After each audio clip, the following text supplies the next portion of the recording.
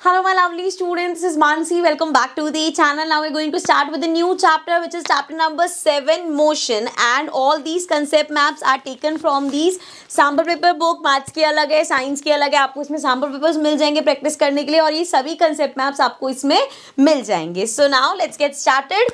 Motion होता क्या है? Motion means movement. जैसे मैं यहाँ से यहाँ तक move कर रही हूँ, so this is a motion. ठीक है, तो motion को हम कह सकते हैं it is a मूवमेंट. ठीक है, अब यहाँ पे एक एक करके हम चीजें डिस्कस कर लेते हैं. सबसे पहले ही करते हैं बात टाइप्स ऑफ मोशन की.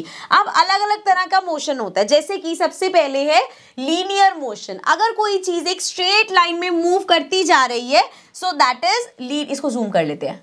So that is linear motion. ठीक है, जैसे कि पहले पढ़ भी लेते हैं. The motion of an object along a straight line, जैसे कि बुलेट शूट करिए पिस्टल से, swimming in a straight line, ये जब ऐसे बॉलिंग करते हैं सो हमारी बॉल क्या करती है, एक स्ट्रेट लाइन में मूव करते हैं, that is linear motion. Then circular motion क्या होता है, when an object is constantly moving in a circular path. कोई चीज अगर ऐसे गोल गोल गोल गोल गोल गोल गोल गोल इस तरीके से मूव कर रही है, इस मोशन को बोलेंगे सर्कुलर. नाम से पता चल रहा है सर्कुलर मोशन. जैसे स्वेलिंग ऑफ स्टोन, एक स्टोन आपने टाई किया स्ट्रिंग से और आप ऐसे जोर जोर से उसको घुमाओगे तो वो एक सर्कुलर पाथ में मूव करती रहेगी. देन हैंड, जैसे क्लॉक है, क्लॉक की जो सुइयां है वो कैसे मूव करती हैं, ऐसे ऐसे सर्कुलर पाथ में मूव करती रहती हैं. या satellite orbiting around a planet, इस तरीके से. ठीक है, देन ऑसिलरी मोशन. ऑसिलरी मोशन क्या होता है, किसी चीज का टू एंड फ्रो मोशन. जैसे आपने घड़ियों के पेंडुलम देखे होंगे, या अगर मैं यहाँ पे ऐसे एक स्ट्रिंग में पत्थर लगा दूं एंड उसको इस तरीके से मूव करूं, सो ये क्या है, वो टू एंड फ्रो मूवमेंट है. ये जो टू एंड फ्रो मूवमेंट है इसको हम बोलते हैं oscillatory motion. The to and fro motion of an object from its mean position, उसकी मीन पोजीशन से वो बार बार ऐसे ऐसे ऐसे ऐसे मूव करे, जैसे pendulum clock, tuning of fork, the vibration of string of musical instrument. So वो टू एंड फ्रो मूवमेंट होता है इस तरीके से, that is our oscillatory motion. And second last we have rotationary motion. Rotationary motion क्या होता है, जैसे कि एक टॉप होता है, ये एक ही पॉइंट पे रोटेट करता रहता है. ठीक है, जैसे हमारी अर्थ भी, वो रिवॉल्व भी करते हैं बट वो रोटेट भी करती रहती है अपनी पोजीशन पे, तो that is rotatory motion. Occurs when a body moves around a fixed axis without changing the radius of its motion. ठीक है, the motion of the wheel about its axis, जैसे एक व्हील रोटेट कर रहा है. Then we have steering wheel, then we have spinning top, rotating fan, the motion of the earth about its axis around the sun. ठीक है, अपनी axis पे जो ऐसे ऐसे ऐसे करे, रेवोल्यूशन होता है, ऐसे घूम रहा हो, सर्कुलर पाथ में होगा, सर्कुलर मोशन हो गया. एंड जो अपनी पोजीशन में साथ साथ रोटेट हो रही है, that is or rotatory motion. Then है ट्रांसलेशन मोशन. ये कौन सा होता है, movement of body from one point in space to another. जैसे यहाँ पे इस तरीके से एक चीज अपने फ्लो में छोड़ दी और वो वहां से मोशन में जाती जा रही है, दैट इज आर. जैसे ये हो गया track moving on a train moving on a track, या एक रोलर कोस्टर है, उसका वो डिफाइन है उसका ट्रैक, तो वो उसी मोशन में ऐसे ऐसे करके घूमती रहेगी, that is or translational motion. ठीक है, अब आ जाते हैं यहाँ पे, चलते हैं ऊपर चल लेते हैं. ठीक है, फिर हम आएंगे यूनिफॉर्म पे, क्योंकि यहाँ पे पहले पढ़ लेते हैं. अब जी, और उसमें बोल सकते हैं हम दो तरीके के मोशन को डिवाइड कर सकते हैं, वो तो दे टाइप ऑफ मोशन. अब इसमें है uniform motion and non uniform motion. So uniform motion का मतलब होता है, जैसे एक कार चल रही है, सो उसने सेम टाइम इंटरवल पे सेम डिस्टेंस ट्रेवल करते हुए चल रहे हैं. जैसे 1 घंटे में 30 किलोमीटर कवर कर लिए, फिर अगले 1 घंटे में फिर से 30 किलोमीटर कवर कर लिए, देन अगेन 1 घंटे में फिर से 30 किलोमीटर कर लिए. तो यहाँ पे क्या हो रहा है, this is a uniform motion. इसको हम बोलेंगे uniform motion. So uniform motion occurs when an object covers equal distance, when an object covers equal distance in equal intervals of time irrespective of how short the intervals are. ठीक है, so इस तरीके से हो गया. if an object travels variable distances in equal interval, मतलब पहले 1 घंटे में उसने 30 किलोमीटर्स किया, चलो सेम रख लेते, 30 किलोमीटर्स किया.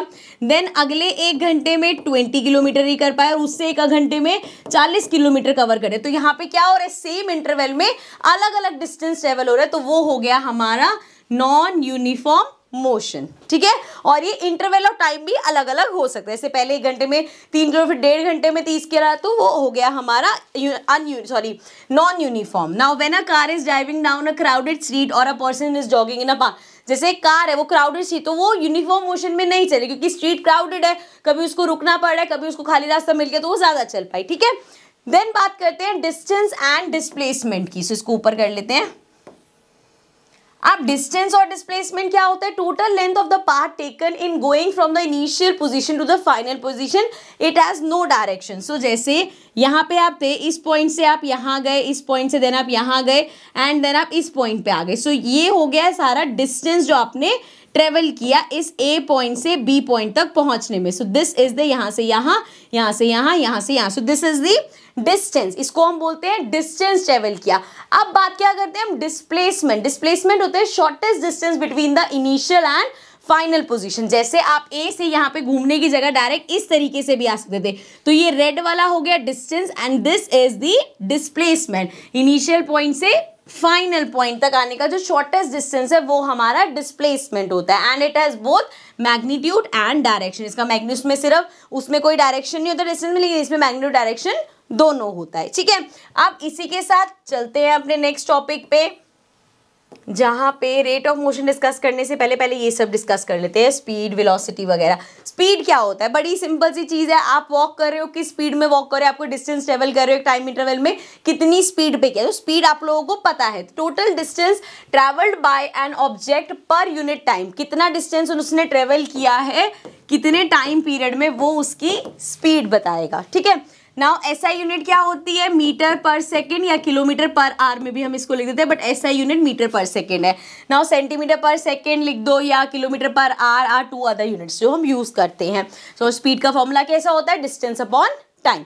अब वेलोसिटी क्या होता है? यहाँ पे बहुत कंफ्यूजन है कि स्पीड और वेलोसिटी को सेम समझा जाता है, इसमें डिफरेंस क्या है? ज्यादा फर्क नहीं है, वेलोसिटी भी स्पीड ही है, लेकिन यहाँ पे जो एक चीज आती है वो है डायरेक्शन। वेलोसिटी जब भी हमें दे रखी होगी ना, तो वो दे रखी होगी 30 kilometre per our in right, in left, या अपवर्ड या डाउनवर्ड, इन ईस्ट वेस्ट साउथ, मतलब उसकी साथ में हमेशा डेफिनेट डायरेक्शन होगी। मतलब उससे से हम कह सकते हैं कि ये एक वेक्टर क्वांटिटी है, क्योंकि इसमें डायरेक्शन भी आ गई हमारे पास। ठीक है, सो स्पीड और वेलोसिटी में मोटा मोटा फर्क सिर्फ डायरेक्शन का है कि इसमें कोई डायरेक्शन स्पेसिफिक नहीं होती, लेकिन वेलोसिटी की जब भी हम बात करेंगे तो उसकी डायरेक्शन हमेशा स्पेसिफाइड हो गया। वेलोसिटी निकालते कहते हैं कैसे हैं? Distance travel in given direction, जितना डिस्टेंस दे रखा होगा अपॉन में टाइम, यूजुअली वो होता है डिस्प्लेसमेंट अपॉन में टाइम टेकन हो जाता है। ठीक है, चलो अब एक्सेलरेशन क्या होता है? एक्सेलरेशन होता है कि अगर हम फॉर्मूले वाइज जाएं तो कितना वेलोसिटी में चेंज आया है, मतलब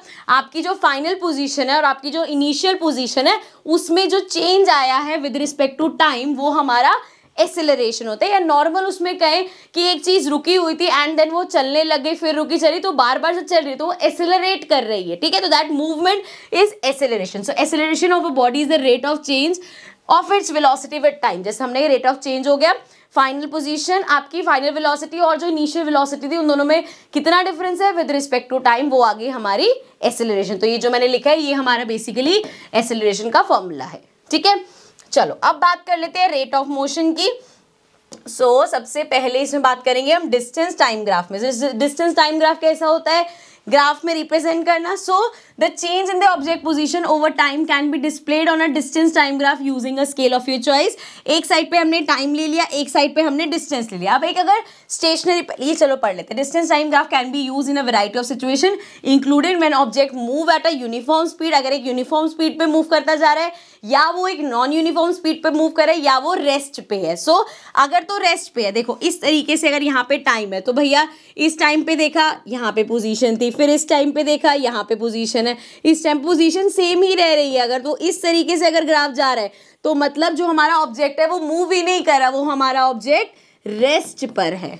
ठीक है, सिमिलरली यूनिफॉर्म मोशन में जैसे इतने टाइम पे देखा तो इतना डिस्टेंस ट्रेवल हुआ था, फिर इतने टाइम पे देखा तो इतना डिस्टेंस हो गया, इतने टाइम पे देखा तो अब वो इतना डिस्टेंस ट्रेवल कर, मतलब यूनिफॉर्म डिस्टेंस चल रहा है, तो वो ग्राफ हमेशा इस तरीके से आता है। अब नॉन यूनिफॉर्म में दो चीजें होती है, एक तो है कि विद टाइम आपकी स्पीड बढ़ी है तो उसमें क्या होगा, जैसे इतने टाइम तक अभी तक आपने इतना सा ही डिस्टेंस किया था, लेकिन जैसे जैसे टाइम बढ़ा आपने डिस्टेंस बढ़ा के अपनी स्पीड बढ़ा के डिस्टेंस इतना ज़्यादा कवर कर लिया। सो वो ग्राफ हमेशा इस तरीके से आता है जब स्पीड इंक्रीज होती है। और इसी में अब आपका अच्छी खासी स्पीड पे चल रहे थे, स्पीड कम कर ली तो टाइम तो बढ़ता चल रहा है, लेकिन आपका डिस्टेंस अब यहाँ से सिर्फ इतना सा ही कवर हो रहा है, तो वो ग्राफ ऐसे जाता है।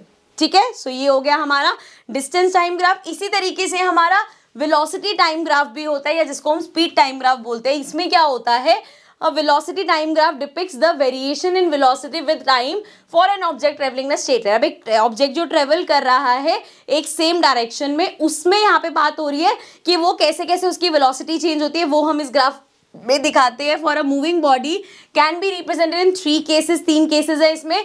When the velocity of body remain constant, मतलब देयर इज नो एक्सेलरेशन, जितनी वेलोसिटी थी उतनी वेलोसिटी पे कोई एक्सेलरेशन और कोई रेट ऑफ चेंज नहीं हुआ वेलोसिटी का। Then when the velocity of body changes at a uniform rate, अब वेलोसिटी चेंज जैसे यूनिफॉर्म स्पीड हो, ये यूनिफॉर्म रेट पे वेलोसिटी चेंज हो रही है, या when the body changes velocity in a non uniform pattern, ठीक है। तो अगर कांस्टेंट स्पीड है तो वो velocity graph same straight line रहेगा। अगर आपकी यूनिफॉर्म एक्सेलरेशन है, वेलोसिटी बराबर की बढ़ती जा रही है टाइम के साथ, तो वो इस तरीके से जाएगा जैसे वो यूनिफॉर्म स्पीड वाला था। अगर नॉन यूनिफॉर्म आपकी एक्सेलरेशन है एंड अगेन इसमें एक में वेलोसिटी आपकी एक्सेलरेशन बढ़ रहा है, वेलोसिटी बढ़ती जा रही है, तो ग्राफ हमारा इस तरीके से जाएगा। लेकिन अगर रिटार्डेशन हो रहा है, मतलब एक्सेलरेशन का उल्टा होता है रिटार्डेशन, कि आपका एक्सेलरेट तो कर रहा है लेकिन नेगेटिव कम कर रहा है वेलोसिटी विद टाइम, तो उसका ग्राफ ऐसे नीचे को जाता हुआ जाएगा, ठीक है। सो ये हो गया हमारा ग्राफ रिप्रेजेंटेशन। इसके अलावा इसको अब जूम आउट कर देते हैं। आई थिंक इस पेज का हमने सब कुछ कवर कर लिया है। यहाँ पे चलते हैं, ये 2 टॉपिक बचे हैं हमारे। Uniform circular motion, uniform circular motion आप देख के आए हो क्या होता है। अब यूनिफॉर्म सर्कुलर मोशन का मतलब है movement of an object in a circular path with a constant speed. तो वो सर्कुलर पाथ में तो मूव कर रहा है और उसकी स्पीड भी कांस्टेंट है, तो यहाँ पे हम बोलेंगे ये यूनिफॉर्म सर्कुलर मोशन है। जैसे motion of the moon around the earth, moon जो अर्थ के अराउंड मूव करता है उसकी स्पीड कांस्टेंट रहती है। अ cyclist moving on a circular track at a constant, एक साइक्लिस्ट सर्कुलर ट्रैक पे मूव कर रहा है और उसकी स्पीड कांस्टेंट रह रही है। या एक artificial satellite moving in a circular motion around the earth, the tip of hand of a clock exhibit uniform circular. अब जो टिप है, वो जो क्लॉक का हाथ के है, वो एक यूनिफॉर्म मोशन है उसका, उसी में ही वो चलती जाएगी। ऐसा नहीं कि एकदम से यहाँ पे आ गई फिर एकदम से यहाँ पे आ गई, अलग अलग, वो एक एक मिनट के गैप पे उतने यूनिफॉर्म मोशन में ही चलेगी, ठीक है। अब इसमें एक चीज जो हमें करने वाली है वो देख लेते हैं, calculation of a speed of body in uniform circular motion. अब अगर आपकी कोई बॉडी सर्कुलर मोशन में इस तरीके से मूव कर रही है तो आप उसकी स्पीड कैलकुलेट कैसे करोगे। अब सिंपल सी बात बताओ, स्पीड हम कैसे कैलकुलेट करते हैं, डिस्टेंस अपॉन में टाइम। अब डिस्टेंस तो आपको पता है वो कितना ट्रेवल करेगी, यहाँ पे बताओ। अगर वो सर्कुलर मोशन में इस तरीके से, सर्कुलर मोशन में यहाँ से इस पॉइंट से स्टार्ट किया और वो इस तरीके से यहाँ पे मूव कर रही है, तो वो कितना डिस्टेंस ट्रेवल कर रही है, जितनी इस सर्कल की सर्कमफेरेंस है, ठीक है। यहाँ पे एक टाइपिंग एरर है, वो मैं आपको बता देती हूँ। When a body takes 1 round of a circular path, एक राउंड जब वो लगाती है, then it travels a distance equal to the circumference of the circle. Circle की जो सर्कमफेरेंस है उसके जितना करती है, विच इज इक्वल टू, हमें यहाँ पे लिखना था 2 पाई आर। सर्कल की सर्कमफेरेंस क्या होती है, 2 पाई आर, बट ये क्या है, दिस इज दी डिस्टेंस। तो स्पीड कैसे निकालेंगे, डिस्टेंस अपॉन टाइम होता है। डिस्टेंस हो गया हमारा 2 पाई आर, क्योंकि सर्कुलर पाथ है तो सर्कल का सर्कमफेरेंस, एंड टाइम जितना उसको लिखा, जिसमें हम 22/7 कांस्टेंट लेते हैं। रेडियस अगर हमें दे रखी होगी, जो भी पाथ की रेडियस होगी उसके हिसाब से इस तरीके से हम निकाल लेंगे अपना स्पीड एक बॉडी की, अगर वो सर्कुलर मोशन में मूव कर रहा है। आई होप समझ में आ गया होगा। आई होप ये चैप्टर का 1 शॉट आपके लिए हेल्पफुल रहेगा। इसके अलावा कोई भी टॉपिक आपको इन डेप्थ पढ़ने, तो पूरा चैप्टर मैंने करा रखा है। डिस्क्रिप्शन में मैं उसकी प्लेलिस्ट मेंशन कर दूंगी, वहां से आप पूरे चैप्टर के जो जो टॉपिक्स आप इन डेप्थ समझना चाहते हो वो आप देख सकते हो। Now I will see you all in the next video. Till then take care and bye bye.